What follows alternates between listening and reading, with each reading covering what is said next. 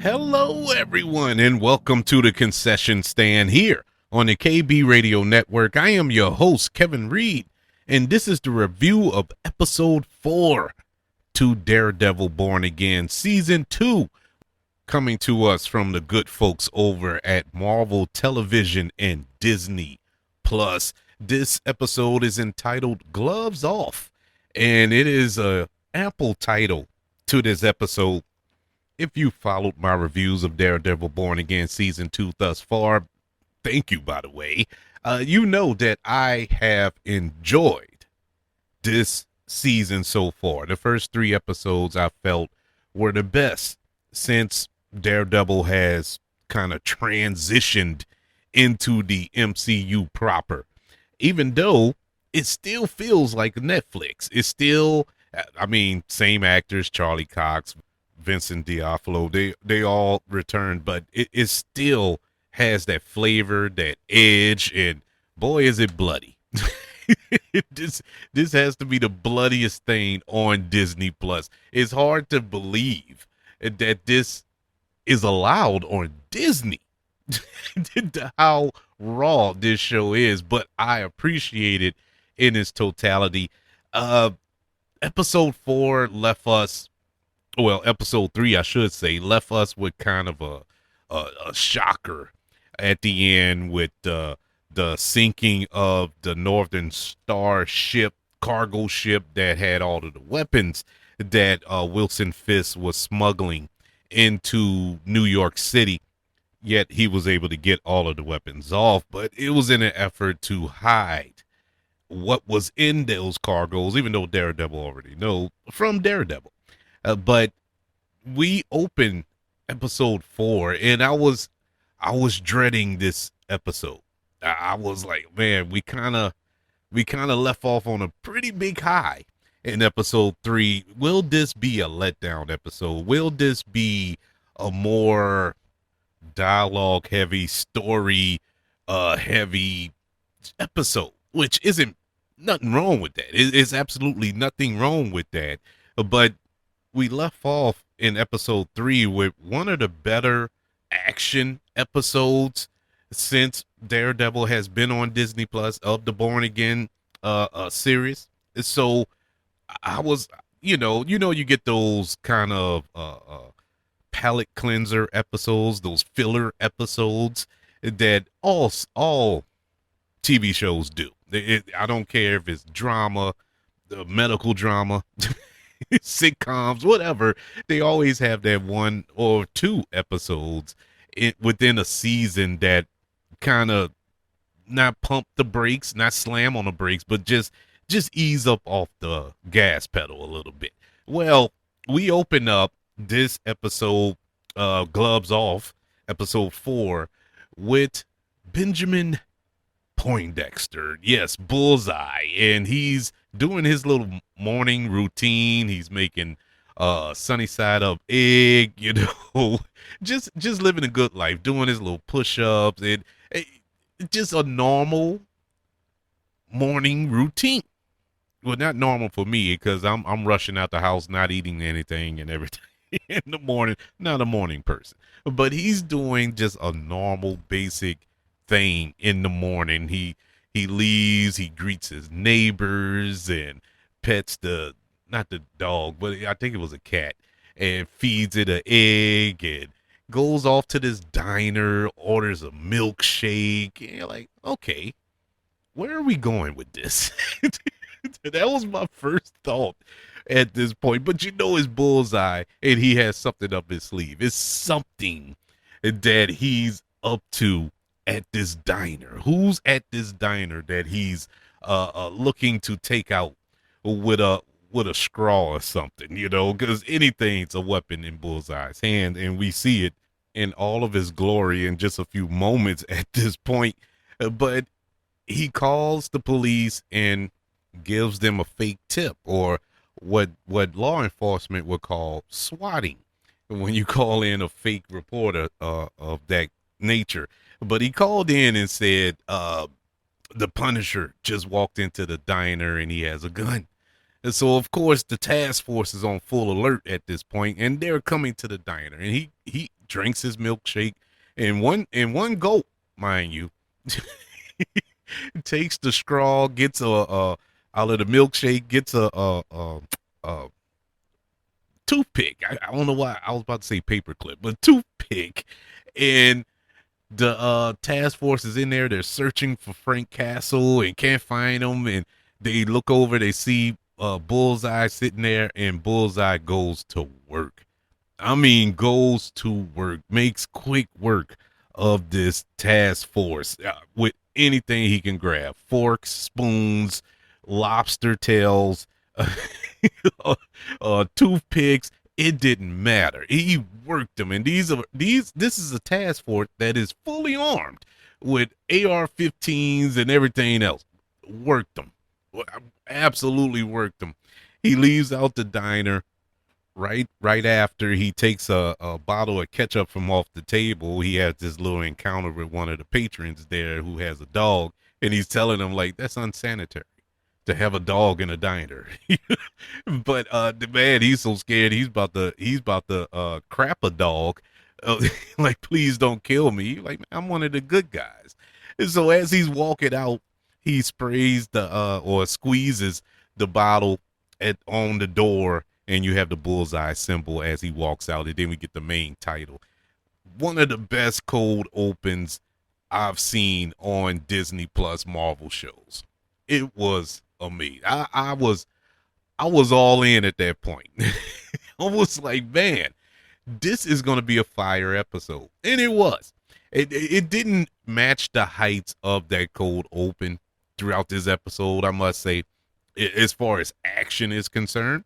But it was a good episode. But this was a really, really good opening to this episode to let you know that this will be a bullseye episode. Now, we didn't get much of him after this. I think we only got maybe 2 more scenes of Bullseye after the opening, but it set the tone for what was to come later on. The big, and I mean big, shocker at the end of this episode.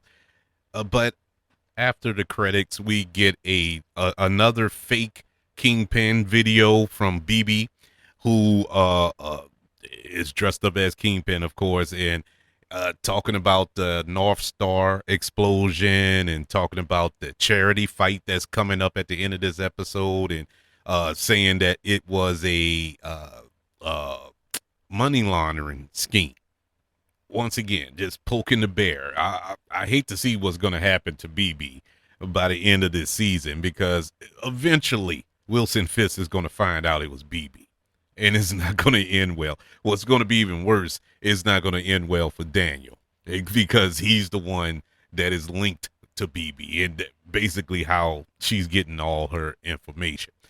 And so we move on. We see Karen Page. She's recording these testimonials from the rescued prisoners from the last episode. And Daredevil is trying to recruit the swordsman to his team, but the swordsman said, "Nah, no thanks." Thanks, but no thanks. I'm leaving. I'm good. I'm good. I've seen enough. But before he bounces, he tells Daredevil that he's not a hero. He's no longer a hero. He's a symbol of hope. Wishes him well, and he bounces. Meanwhile, you have Angela Del Toro, and she's asking Karen to let her help, now that she's the White Tiger. And Daredevil gives the nod of approval at that point, which was kind of odd. This was the oddest thing in the episode to me, and it's being petty, but it's just odd. Why would Daredevil let a little girl? Because she's a girl. I mean, girl. I'm not talking late teens. She could be late teens. I don't know. They never really said her age on the show, but I know she's young, way too young to get wrapped up in something this dangerous. But he was like, "Yeah, cool." He just gave a little nod, and so he tells Angela that there's a lot of responsibility with this amulet that you wearing, and she said she knows, she understands, and that she's ready.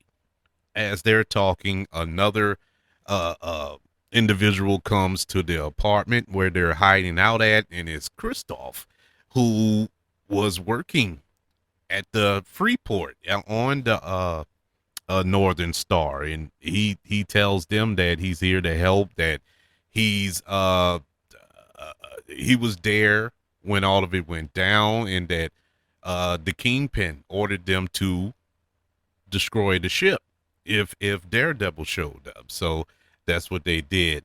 Another kind of a weird exchange.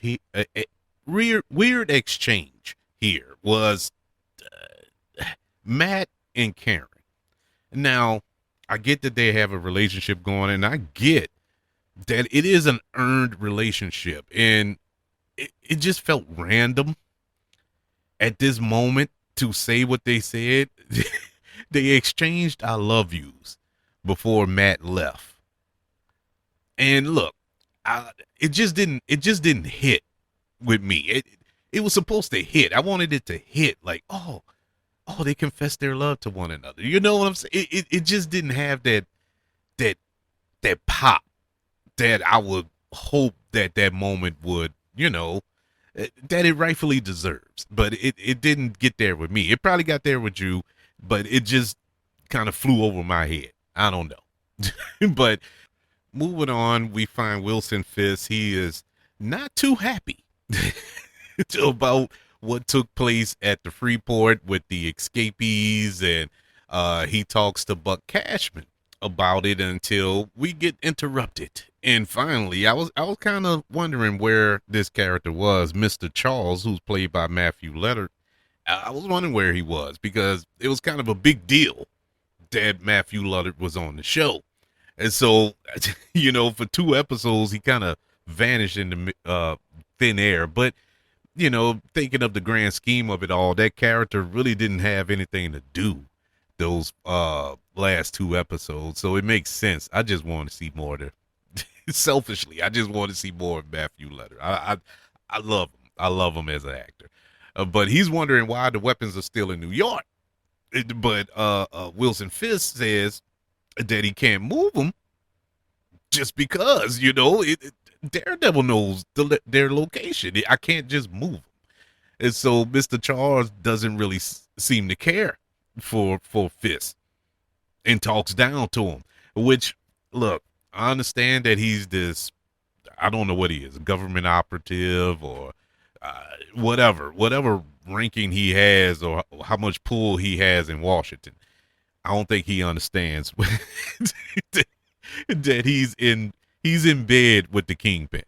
And so Fisk kind of tells him at this point, or shows him, I should say, that he's not his employee. I don't work for you, and gives Buck the signal to reach for his gun. And Mr. Charles, he have his own arm backed up with him, and he seems to have the upper hand until Bucky kills them both. Bucky, not Bucky, but Buck kills them both and aims the gun at Mr. Charles. So at this point, Kingpin tells him that the shipment would be delivered on time, and he needs to grow some patience, and they leave. And Mr. Charles is left there a little perturbed, because he thought he was going to come in and strong arm Wilson Fisk, but this is Wilson Fisk. This is the Kingpin. So back at the apartment, Karen has filmed a testimonial with Christoph and got his side of the story. So now she has this SD card that she needs to get to BB. But of course, she can't go out on the streets because she's wanted. Everybody is looking for him. And so Angela volunteers to take the SD card and deliver it. But Karen is like, no, well, you're on the radar too after what happened at the Freeport, So Angela, smartly devises a plan, which was executed a little while later when she hits the streets, and she reached out to a friend of hers, and she asked him to sneak the SD card to BB with these testimonials. Also, at the same time, we have another covert operation going on when Matt disguised himself as one of the AVTF officers wearing the uniform and everything, and he goes to the diner where Bullseye wrecked it, and he goes looking for clues. And so he finds a token on the ground, and it's a coin from Our Lady of Grace, the church that Matt's mother was a nun at, and where he goes to seek refuge and whatnot. So this gives him the idea to go find it. And so when he goes to the church, he meets not the priest, because he said he wasn't a priest. I didn't catch what he is. What is he if he's not a priest? But anyway, one of the guys that's at the church, and he tells Matt that the guy was looking for Sister Maggie. And we know from the Netflix series that Sister Maggie is Matt's mother. And so he doesn't know where Bullseye is, and Matt promises not to kill him, him being Bullseye.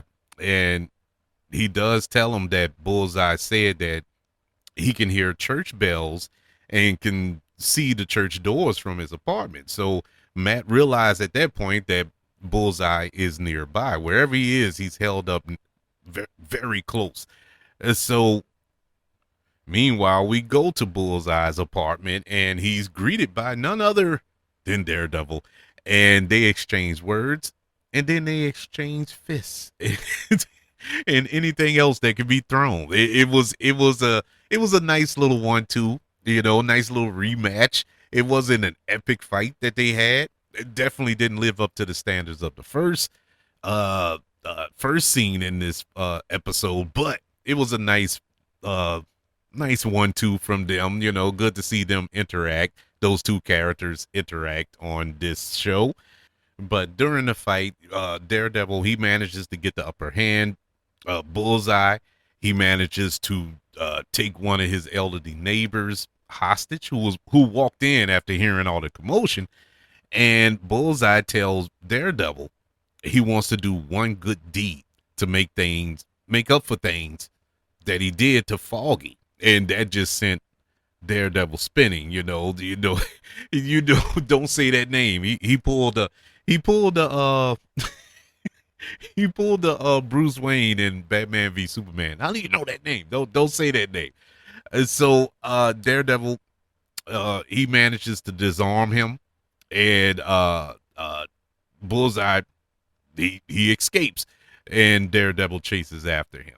And so we fast forward to the final half of this, well, not half, but the final stretch of this episode, the charity fight. We start outside of the venue, and BB, she meets Daniel outside, and the guy that Angela had met earlier, he bumps into them, and they're like, "Oh, you're BB." He acts all starstruck and asks us to take a selfie with her, and while he does that, he plants the SD card in BB's jacket. And so at this point, Daniel, he suspects something is wrong. He sensed something ain't right there, because nobody goes up to B. she's not a celebrity like that, but he stays quiet. He doesn't say anything, but he strongly suspects that there's some shenanigans going on. In the locker room, Wilson Fisk, he's preparing for the fight. He gets a update on Daredevil and Bullseye. Nobody has seen them, and there's an increased number of guards of the task force at the arena, so you're good. Buck, he gives a call and tells Fisk that he's not leaving his side, and Fisk tells him to go. He doesn't want him to. He doesn't want any loose ends, and so the fight starts. Fisk, he enters the ring, quickly overpowers his opponent. Of course, the longer the fight goes, the more vicious his attacks are against his opponent. I thought he was gonna kill him in the first round. To be honest with you, he was tearing that dude up, and he told the guy in the locker room, the guy, he's not gonna get one punch in on me, you know. So he wasn't even worried about the guy. But I mean, it's Wilson Fisk. Anywho's, he gets distracted at one point when Vanessa walks in, and I skipped a part there. Vanessa went and met with the governor and was talking to the governor about working with Fisk. And the governor was like, "Look, I'm not. The dude, something shady about your husband. I don't want to work with your husband, you know." And Vanessa, she puts on her charm, able to convince her to, you know. She's like, "Okay, I can't work with your husband, but I can work with you and your husband." And so that meeting went well for her. So after the meeting, she did come to the fight. So she comes, sits in the front row, and this distracts Wilson Fisk long enough for the opponent to get a nice little shot in, a good punch in. Oh boy, why did he do that? why did he do that? Wilson Fisk, he snaps. He snaps back in reality. He delivers a pair of hooks, uh, some body shots that look like his ribs turned into dust powder inside of his body, and then the killing blow across the jaw. He towers over him and he holds up his belt. Vanessa then she joins him in the ring to congratulate him, just to tell him about the support from the governor. But as we know, so is life. All good things come to an end. Bullseye strikes. He kills over a dozen of the task force agents. Uh, you know, they're no match for him. He worked them in a diner with spoons and lobster tails. He killed the guy with a lobster tail. What more can I say? And so he makes quick work of them. Then he sets his sights on Vanessa, who's standing in the ring. He finds something sharp to throw at her, and it was some type of, I don't know what it was. I didn't get it. I didn't get a good glance at it. I'm gonna be honest with some type of glass statue thing. Um, and he threw it, but she manages to shoot him, get a shot off before anything happened to her with this sharp object thing. And Wilson Fisk, he takes his belt, the little championship belt that he just quote unquote won. He hits the sharp thing, this little glass figurine thing, and theoretically blocked it, which was crazy because I was sitting there like, man, Wilson Fisk blocked something from Bullseye, but Bullseye did manage to kill his guards that had surrounded him in the ring. Kingpin, he grabs one of their guns and he shoots at him, but just as he shot at him, we see Daredevil swoops in and saves Bullseye. He saved Bullseye, and the two of them make it out of the building alive, and they start to run immediately. Meanwhile, you have the Kingpin, Wilson Fisk. He's barking out orders at the task force to chase after them, get them, and in his rage, he forgot. He forgot that Bullseye doesn't miss. He never misses. And so he turns and he looks and he sees Vanessa.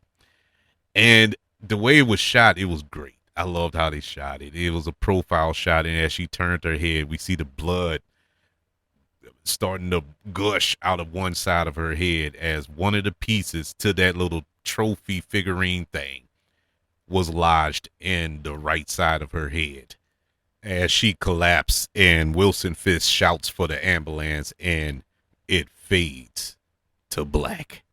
Man, this was a fire episode. This was a really, really good episode. I was excited from the word go. It started on a high, it ended on a high. It wasn't action packed. All 50 minutes of it wasn't like jam packed with action, but the action that we got was great. One thing that I noticed about this season so far, the first 4 episodes, last season we got maybe 3 good scenes with Daredevil. I'm talking Matt Murdock in his Daredevil costume, uniform, whatever you want to call it. It was it was boring because you didn't have any Daredevil in it. This season is a complete opposite of that. We are getting like 85% Daredevil and 15% Matt Murdock. And I'm not mad at it. Nothing wrong with Matt Murdock. I just love Daredevil. I want to see more of the costume hero. But this episode, it once again left us on another high. What's next? We with Vanessa. She isn't dead yet. She isn't dead, but definitely got damage. At the very least, she has severe brain damage from what happened. And Wilson Fisk is going to be a man possessed after this. There's no more Wilson Fisk after this. It's all Kingpin. It's going to be brutal going forward. I'm so excited to see how this go, how the story unfolds. How is this going to work with Daredevil and Bullseye kind of working together now? I wouldn't say they're working together, but they I don't know, man. I don't know. They're not trying to kill each other. Let's put it that way. They're not trying to kill each other. And how will Karen Page take this? You know, because she know that Bullseye killed Foggy. So how is she going to react to this kind of makeshift alliance that Daredevil and Bullseye have together? It's so much. It's so many questions. So many questions. I can't wait to receive the answers. I love this episode, if you couldn't tell. Loving the season so far, but that's just one man's opinion. I would like to know yours. What did you think of Daredevil Born Again Season 2, Episode 4? Did you enjoy it? Are you looking forward to what's next on the docket? Let me know. Email the show, kbradiopodcast@gmail.com. You can also search for the show on all social media platforms. Just search for the KB Radio Network. Also, don't forget about YouTube. Subscribe to the KB Radio Network channel and like this video if you don't mind. Don't forget about the 5 stars, the reviews, sharing this show if you're listening on Apple Podcasts, Spotify, iHeartRadio, wherever you are currently listening to the concession stand here on the KB Radio Network. Everybody, thank you for joining me for this review of Daredevil Born Again, Season 2, Episode 4, Gloves Off. Want you all to know that I love you, continue to love everyone, and until we speak again, you all be blessed.